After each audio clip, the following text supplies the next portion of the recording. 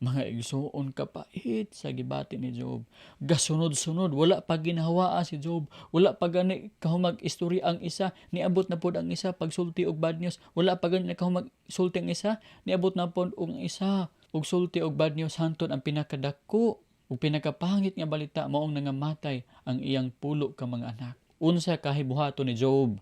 Balikason bagyog kaha niya ang Ginoo sama sa giingon ni Satan. Satan, grabe gid ang iyang paghapak ka Job. Dili lang kay isa, duha, tulo, kung dili upat. Gikuha gid niya ang tanan ni Job aron balikason lang gid ni Job ang Ginoo. Tan-awon ta kung balikason bagyod ni Job ang Ginoo. Verse 20. Mitindog si Job ug sa iyang kaguol, gigisi niya ang iyang bisti ug gikiskisan niya ang iyang ulo ug mihapa siya sa yuta ug gisimba niya ang Dios. Uy mga igsoon, ang iyahang gibuhat mao ang pagsimba sa Ginoo.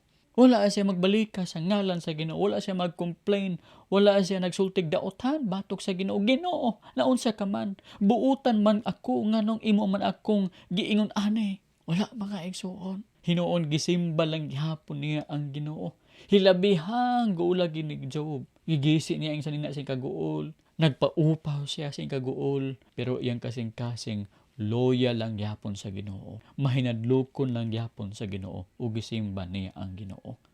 Mauni ang gibuhat ni Job mga igsoon